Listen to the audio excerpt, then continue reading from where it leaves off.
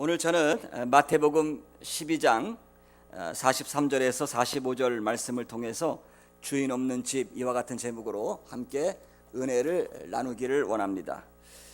요즘 우리 한국 사회가 경제적으로 좀 안정이 되면서 애완동물들을 많이 기르더라고요. 근데 일부 동물들을 기르다가 그 개 같은 이런 것들 버리는 사람들이 있어요. 가끔 다니다 보면은 이제 유기견들이 이렇게 있는 것을 볼 때 참 마음이 안타까운 것을 볼 수가 있습니다. 몇 달 전에 제 아내와 함께 고속도로를 운전을 하고 가다가 그 고속도로 안에 갇혀 있는 누런 개 한 마리를 목격을 하게 되었습니다. 차들이 거의 100km 이상 달리는 그 위험천만한 고속도로 한가운데 이 개가 그 갇혀가지고 나가지도 못하고 어쩔 줄 모르는 개 한 마리가 있더라고요. 엉치는 어디서 이렇게 차에 채웠는지 엉덩이 쪽을 쩔뚝쩔뚝거리면서 막 그 뛰어가는 그 개를 보면서 왠지 이렇게 가슴이 찡하고요, 정말 안타까운 그런 마음이 들었던 때가 있습니다. 짐승도 그런데 혹시라도 우리 사람들 가운데 주인을 잃어버려서 세상에서 이리 치고 저리 치고 그렇게 힘들게 살아가는 우리 사람들은 없나 하는 그런 생각을 해보게 됩니다. 오늘 본문의 말씀을 잠깐 설명을 해드리면 그렇습니다. 어떤 사람이 귀신 들려 고생하다가 마침내 귀신이 떠나갔습니다. 쫓겨난 귀신이 물이 없는 사막 같은 곳을 떠돌면서 쉴 곳을 찾아보았지만 쉴 곳을 얻지 못했습니다. 이에 전에 자기가 거하던 집으로 다시 돌아와서 보았더니 그 집이 깨끗하게 청소가 되었고 수리되었는데 주인이 없었습니다. 그러므로 이 귀신이 다시 들어와서 그 집에 점령하고 살게 되었는데 또다시 쫓겨나게 될까봐 자신보다 더 악한 귀신 7을 데리고 들어와서 그 집에 자리 잡고 살게 되므로 그 사람의 형편이 더욱 심하게 되었다라고 하는 것이 오늘 본문의 요약입니다. 성경은 우리 사람의 몸을 집에다가 비유를 하고 있습니다. 우리의 육체는 영이 거주하는 집과 같다는 말입니다. 그래서 사도 바울은 고린도 후서 5장 1절에 말씀하기를 만일 땅에 있는 우리의 장막집이 무너지면 하나님께서 지으신 집 곧 손으로 지은 것이 아니요 하늘에 있는 영원한 집이 우리에게 있는 줄 아노라, 이렇게 고백을 하고 있습니다. 그렇습니다, 여러분. 사람의 몸은 집과 같은 것입니다. 그런데 그 집에는 반드시 누군가가 살고 있습니다. 여러분, 우리가 거하는 집은 반드시 사람이 살고 있어야만 하죠. 빈 집은 적막하고 파괴되기가 쉽다고 하는 것입니다. 제가 어릴 적 6살에 저 경기도 파주에서 살다가 김포공항 쪽으로 이사를 나왔습니다. 저 시골 마을 정말 꽃피는 산골입니다. 그래서 이름조차도 삼박골입니다. 온통 산으로 막혀 있고 가운데에 들어가 있는 시골이에요. 저는 어릴 적에 전기불을 구경하지 못하고 살았습니다. 자동차도 6살이 돼서야 구경을 하고 했습니다. 그런 시골이에요. 저희 그 시골에서 저희 부모님이 참외 농사를 짓고 살았기 때문에 정말 아주 오두막집에서 살았습니다. 이렇게 파주에서 이사 나와서 서울에 살다가 이제 몇 년 만에 초등학교 시절에 고향집을 가보게 되었는데 온통 사람이 살지 않는 폐가와 같은 고향집, 이끼가 껴있고 거미줄이 여기저기 쳐있고 마루는 무너져 내려 있는 집, 정말 무서운 그런 집을 보고 왔습니다. 상담학에서 쓰는 말 중에 빈둥지 증후군이라는 말이 있지 않습니까? Empty Nest Syndrome이라고 그래가지고 이 어머니들이 어릴 적 아이들을 뒷바라지합니다. 목욕도 시켜주고 학교도 보내고 책상도 사주고 열심히 자녀들을 키우다가 자녀들이 다 자라서 대학을 가고 결혼을 하고 그래서 집을 떠나가면 마음이 텅 비는 거예요. 마치 빈둥지처럼 새끼들이 다 날아가고 빈둥지처럼 마음이 비어있는 거예요. 그래서 많은 어머니들이 우울증에 시달리는 그런 경우들을 볼 수가 있습니다. 어떤 경우에 우울증과 이 슬픔이 마음속에 다가와서 자살하는 이유도 따지고 보면 마음속에 비어있는 거예요. 마음의 주인이 없고 내 인생 집에 빈집이 되어 있기 때문에 사람이 우울증에도 걸리고 슬픔에도 빠진다는 것입니다.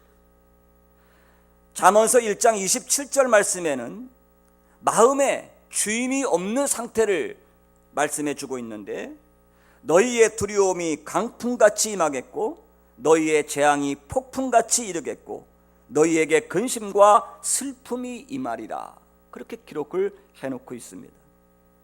세계보건기구와 하버드 대학교의 조사를 보면은 앞으로 2020년쯤 되면 세계 인류를 괴롭힐 3대 재앙 가운데 하나가 바로 우울증이라는 것입니다. 자살하는 사람들의 약 80% 이상은 우울증 환자일 정도로 치명적이라는 것입니다. OECD 국가 중에 우리나라가 자살률 1위입니다. 인구 10만 명당 30명이라는 엄청난 숫자가 자살로 인생을 마감하는 연구 결과입니다. 더군다나 여성 우울증은 연령대가 높아질수록 그 상태가 심각해집니다. 나이가 들어갈수록 자신을 잃어버리기 때문에 마음이 빈집의 심정이 되었을 때에 고독감과 버림받은 심정을 견딜 수 없어서 우울증에 시달리는 경우도 많이 있습니다. 일반적으로 사람은 빈 공간에 대한 두려움을 가지고 있습니다. 아무도 없거나 사방이 너무 고요할 때 느끼는 공포심이 있다는 것입니다. 그래서 철학자 스피노자는 이것을 공간 공포다, 이렇게 이야기를 했습니다. 여러분, 빈집 무섭죠? 저는 빈집하면 뭐가 떠오르냐면 전설의 고향이 떠올라요. 여러분 그렇죠? 어릴 적에 굉장히 재밌게 보던 전설의 고향. 산속에 첩첩산 중에 깜깜한 밤중인데 안개가 척하게 끼어 있습니다.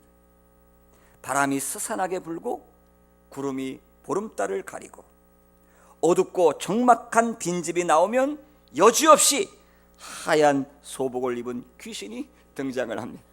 이게 우리가 보는 전설의 고향 레퍼토리예요. 여러분, 오늘날에도요, 주인 없는 전설의 고향집에서나 나오는 빈집 인생들이 너무나도 많이 있다는 것입니다.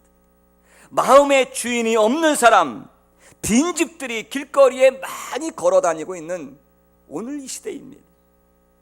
여러분, 우리가 저녁에 사람 만나는 것이 겁나는 이유가 있습니다. 그 이유는 빈집 인간에게서 무엇이 튀어나올지 모르기 때문에 사람 만나는 것이 겁이 날 때가 있다는 것입니다.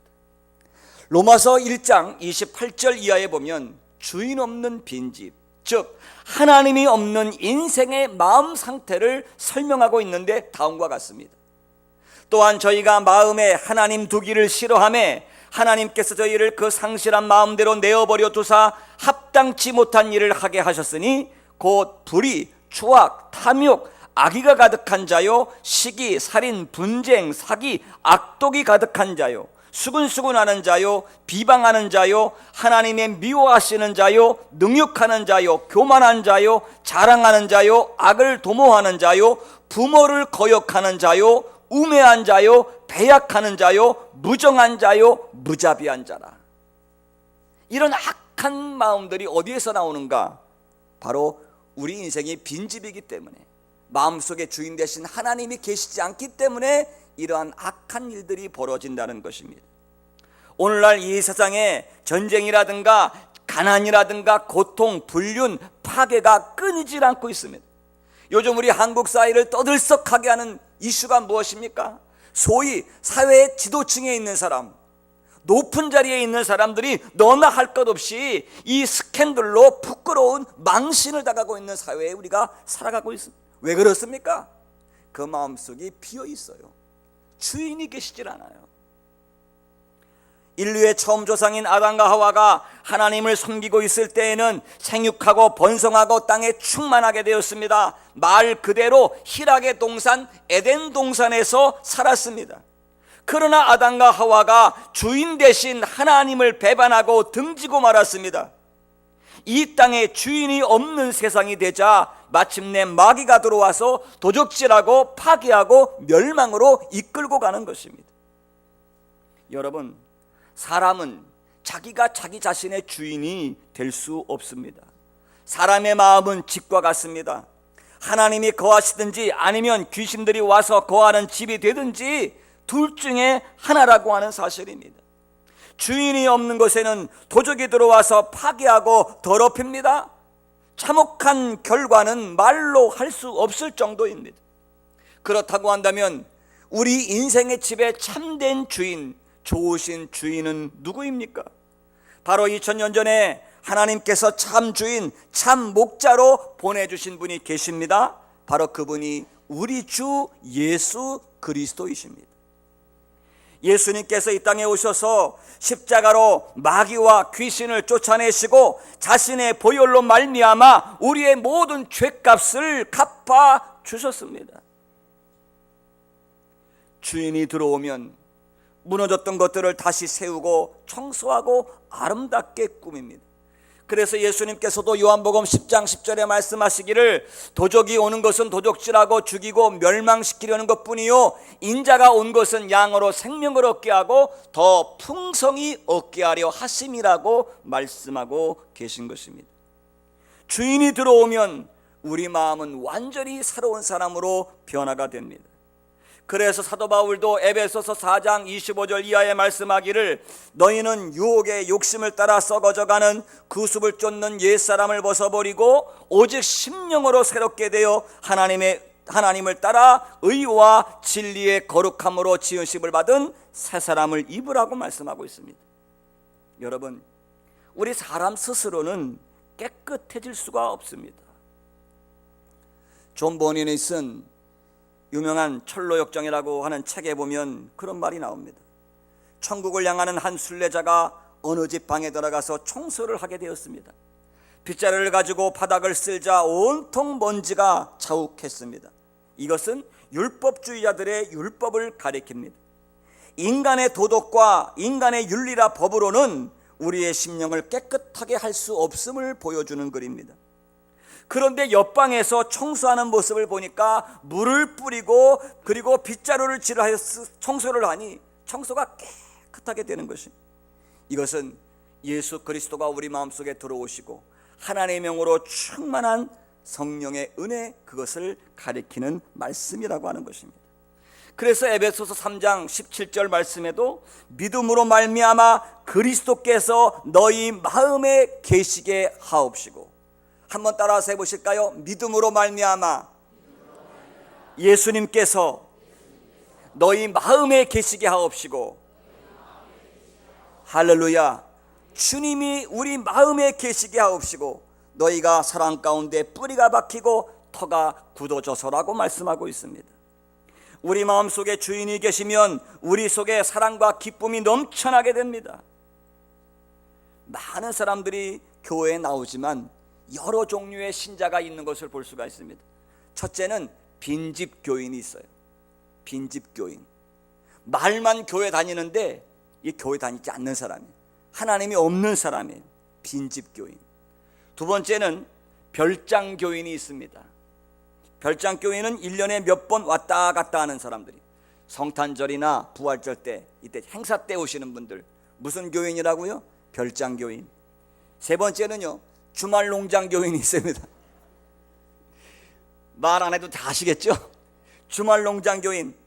주말에 한번 농장에 가듯이 주말에 교회 찾아와서 예배 드리는 사람.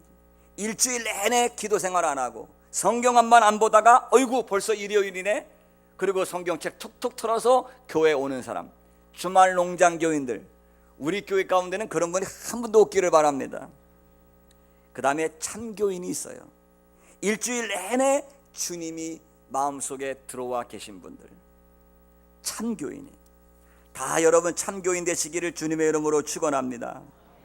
하나님은 좋으신 주인이시기 때문에 우리 안에 들어오셔서 우리를 용서하시고 의로 채워주시고 성령 충만을 통해서 우리를 치료하시고 영생을 얻되 풍성하게 맺게 하시는 좋으신 주인이신 줄로 믿습니다.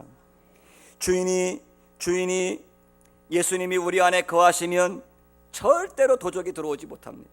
귀신들이 못 들어오는 것입니다. 그래서 시편 91편 5절로 6절 말씀처럼 밤에 놀램과 낮에 흐르는 살과 흑암 중에 행하는 연병과 백주에 황폐케 하는 파멸을 두려워 아니하리로다. 베드로전서 2장 9절 말씀처럼 우리가 택하신 족속이고 왕같은 제사장이고 그의 나라와 그의 백성이 되므로 주님께서 그 소유된 백성을 친히 책임져 주시고 안 돌보아 주실 이유가 없다는 말씀인 것입니다. 요한복음 14장 16절 말씀에는 예수님께서 말씀하시기를 내가 아버지께 구하겠으니 그가 또 다른 보혜사를 너희에게 주사 영원토록 너희와 함께 있게 하시리라. 여러분, 예수를 믿는 여러분 한 분 한 분 가운데 성령님이 들어오셔서 여러분의 모든 삶을 온전히 다스려 주시기를 주님의 이름으로 축원합니다. 미국의 백화점 왕인 제이씨 펜이라고 하는 사람이 있습니다. 지금도 미국에 가면 이 제이씨 펜이 백화점이 있어요. 이 제이씨 펜이는 미국 시골의 침례교 목사님의 아들로 태어났습니다. 너무 가난한 목사님의 아들로 태어났기 때문에 아버지에 대한 반항심 때문에 아버지를 떠나고 신앙도 버렸습니다. 세상에 나가 살면서 많은 시련 가운데 아내를 둘이나 사별하는 아픔을 겪어야만 했습니다. 미국에 경제 공황이 생겨서 절망을 하고 마침내 우울증에 걸려서 그 우울증에 시달리게 되었습니다. 항상 유서를 써가지고 자기 주머니에 넣고 다닐 정도로 그 삶이 형편없었습니다. 한마디로 말하면 주인 없는 삶을 살았던 것입니다. 그러나 어느 날 지쳐서 병원 앞을 지나가다가 병원 복도에서 흘러나오는 찬송 소리를 듣게 되었습니다. 어느 노인이 찬송을 부르는데 그 찬송의 내용은 다음과 같습니다. 너 근심 걱정 말아라. 우리가 부르는 찬송가 382장이었습니다. 너 근심 걱정 말아라. 주 너를 지키리. 하나님이 없이 혼자 살려고 발버둥 치다가 아내를 둘씩이나 사별하고 낭패와 실망을 당하여 절망할 때에 그 찬송 소리를 듣고 어릴 적 아버지가 믿었던 그 예수를 주인으로 다시 모시게 되었습니다. 예수님이 주인으로 내 마음속에 들어오시게 되니까 삶에 놀라운 변화가 생기게 되었습니다. 마침내 제이씨 펜이는 마음속에 큰 은혜를 받고 96세까지 건강하게 사업을 하면서 창조적인 인생을 살았다고 하는 것입니다. 그런 의미에서 우리가 한번 찬송 한번 불렀으면 좋겠습니다. 너 근심 걱정 말아라. 이것이 우리의 신앙의 고백이 되기를 주님의 이름으로 축원합니다. 찬송가 382장이에요. 너 근심 걱정 말아라. 믿음을 가지고 한번 부르도록 하겠습니다.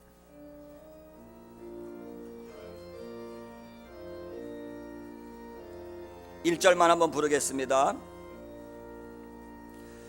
너 근심 걱정 말아라. 주 너를 지키리. 주 날개 밑에 가라. 주 너를 지키리. 주 너를 지키리. 아무 때나 어디서나 주 너를 지키리. 늘 지켜주시리. 4절은 제가 부르겠습니다. 어려운 시험 당해도 주 너를 지키리. 구주의 품에 거라. 주 너를 지키리. 주 너를 지키리. 아무 때나 어디서나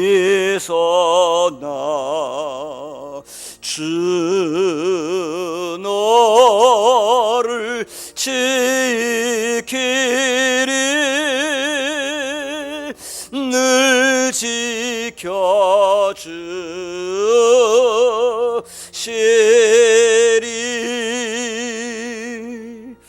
아멘. 아멘. 여러분, 시편 91편에 말씀하고 있습니다. 지존자의 은밀한 곳에 거하는 자는 전능하신 자의 날개 그늘 안에 거하리로다.